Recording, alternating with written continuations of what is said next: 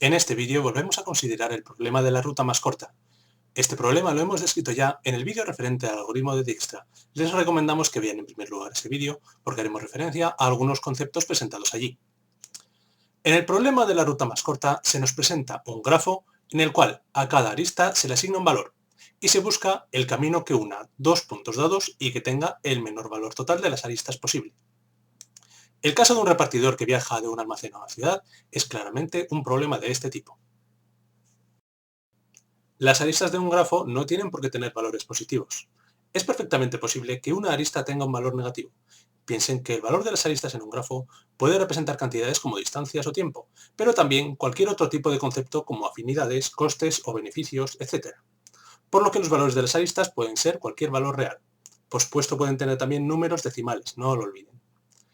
Cuando hay aristas negativas, hablar del camino más corto realmente hace referencia al camino que tenga menor valor.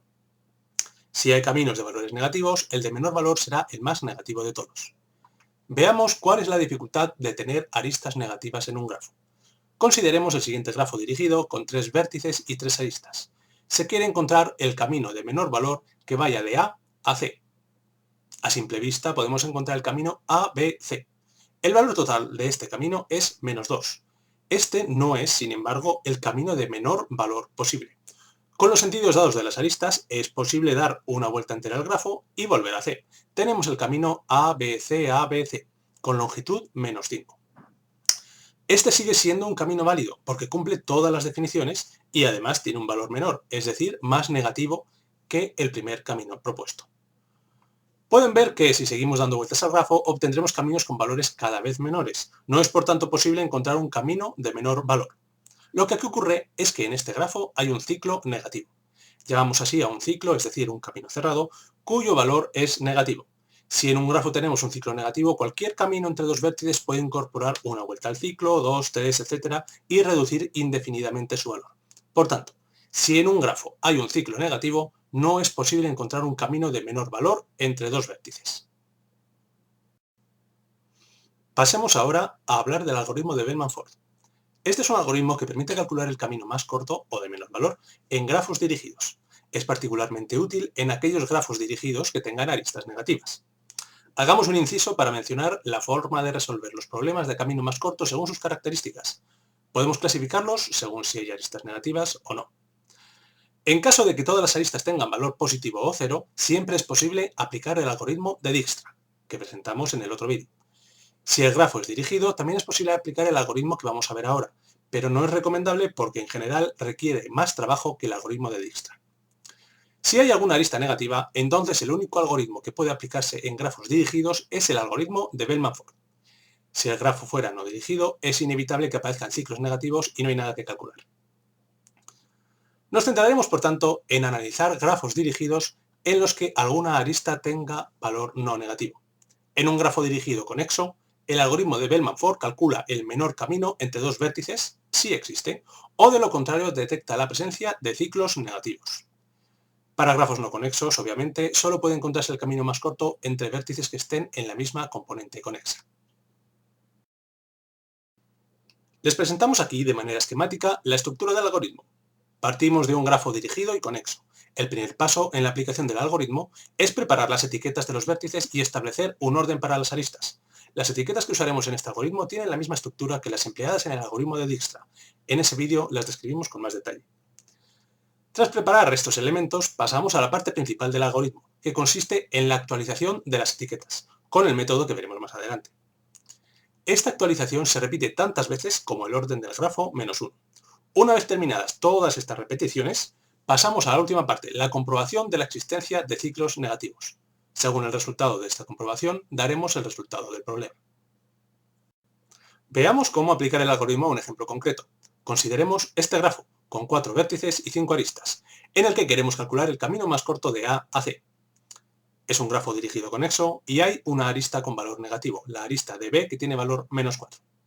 En consecuencia, para encontrar el camino más corto, debemos aplicar el algoritmo de Bellman-Ford. Empezamos pues con la preparación del algoritmo. Lo primero es asignar etiquetas a los vértices.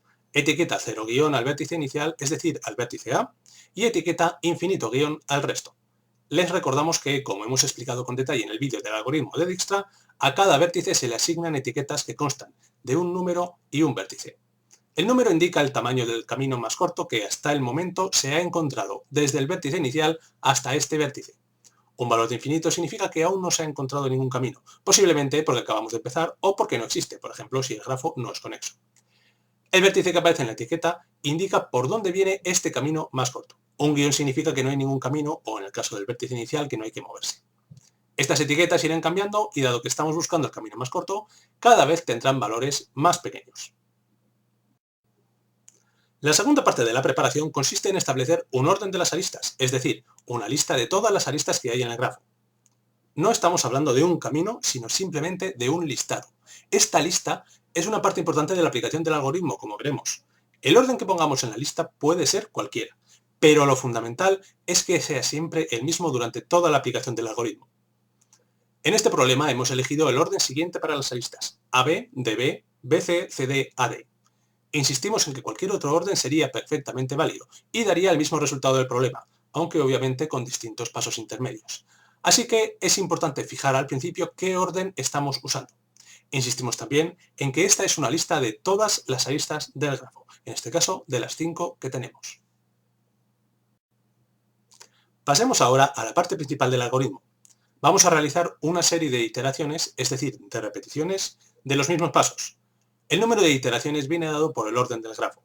Tenemos un grafo de orden 4, es decir, de 4 vértices, por lo que el número de iteraciones es 4 menos 1 igual a 3. Será imprescindible para dar la solución del problema presentar la tabla resumen, en la que se indican las etiquetas iniciales y las obtenidas al final de cada iteración. La podemos construir ya, dejando espacio para las iteraciones. Tendremos una tabla de 4 columnas, una por vértice, donde en la primera fila indicamos las etiquetas que les hemos puesto al principio y luego en cada fila iremos añadiendo las etiquetas después de cada una de las 3 iteraciones. En cada iteración seguiremos el mismo proceso. Una a una, siguiendo el orden fijado, comprobaremos las aristas de la siguiente manera. Supongamos que tenemos una cierta arista de un vértice V a un vértice W. El camino más corto que hemos encontrado previamente desde el vértice inicial al vértice V lo leemos en su etiqueta. Tiene tamaño -1 y viene desde un cierto vértice X. Para W leemos en su etiqueta que existe un camino desde el vértice inicial hasta W que viene desde un vértice Y y tiene tamaño 5. Entendido esto, nos preguntamos si es posible, utilizando esta arista, encontrar un mejor camino hasta el vértice del extremo final, es decir, hasta W. Sería obviamente un camino que llegara hasta V, pasa por la arista y llega a W. El tamaño del nuevo camino sería el del camino hasta V más el tamaño de esta arista. El nuevo camino hasta W será mejor que el viejo si su tamaño es menor. Por tanto, comparamos la suma con el valor que hay en la etiqueta de W. Con los valores indicados, el camino hasta V vale -1 y la arista vale 3, así que la suma es 2. Esta suma es menor que el valor 5 en la etiqueta de W. Por tanto, un camino hasta W que venga desde V es más corto que el que indica la etiqueta, que viene desde Y y tiene valor 5. En esta situación quitamos la etiqueta de W y le ponemos una nueva etiqueta. El número es el tamaño del camino, en este caso 2, y el vértice es el inmediatamente anterior, por donde viene este camino. Viene desde V, así que lo ponemos en la etiqueta. Este es el pequeño cálculo que habrá que repetir varias veces. Por supuesto, si el valor que calculamos no mejorara el de la etiqueta de W, no habría que hacer nada. En cualquier caso, pasaríamos a considerar la siguiente arista. Empezamos con la primera iteración.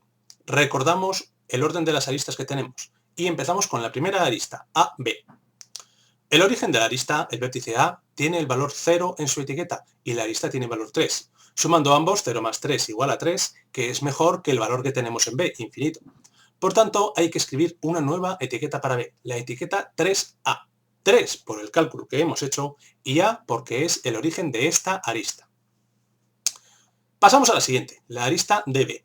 En este caso en D tenemos aún un valor infinito, así que no hay nada que hacer. La arista siguiente en nuestra lista es BC. En B tenemos un valor 3, más 2 de la arista nos da en total 5. Es mejor que el infinito que tenemos, así que la nueva etiqueta de C es 5B. Observen que cada vez que actualizamos una etiqueta, la utilizamos a partir de ese instante, olvidándonos de cualquier etiqueta anterior. En el papel basta con que tachen las etiquetas viejas y tengan las actuales siempre a la vista. Para la arista CD, la suma es 5 más 3, que da 8. La etiqueta de D será, por tanto, 8D. Pasamos a la última arista, AD. En A tenemos el valor 0 y en la arista el valor 6. Sumando, observamos que el resultado 6 es menor que el anterior que hemos obtenido, 8. Eso significa que tenemos que descartar la etiqueta que hay en D, aunque acabamos de ponerla, y en su lugar quedarnos con la mejor, 6A. Hemos revisado ya todas las aristas, las A5. Les recuerdo que todos estos cálculos formaban parte de la primera de las 3 iteraciones que vamos a realizar. Repetiremos todo este proceso 2 veces más, pero antes copiamos las etiquetas a la tabla para dar por finalizada la iteración. Pasamos pues a la segunda iteración. El proceso es el mismo. Repasaremos las aristas en el orden que hemos fijado. Empezamos con AB. Realizamos la suma 0 más 3 y no mejora lo que hay, de hecho es igual, así que lo dejamos como está. Pasamos a la segunda arista, DB, y aquí observamos que al calcular 6 menos 4 nos da como resultado 2, que es menor que el valor de 3 de la etiqueta de B. Por tanto, cambiamos la etiqueta de B, ahora será 2D. La tercera arista es BC. Realizamos la suma, 2 más 2 igual a 4, que es menor que 5. Por tanto, actualizamos esta etiqueta y escribimos 4B. La cuarta arista nos da la suma 4 más 3 igual a 7, mayor que el valor de 6 en la etiqueta de D, así que no hay ningún cambio. Con la quinta arista, la suma da el mismo resultado que ya teníamos, así que tampoco cambiamos nada. Terminamos la iteración copiando los datos a la tabla. Pasamos a la tercera y última iteración. Repetiremos los mismos cálculos que en los casos anteriores.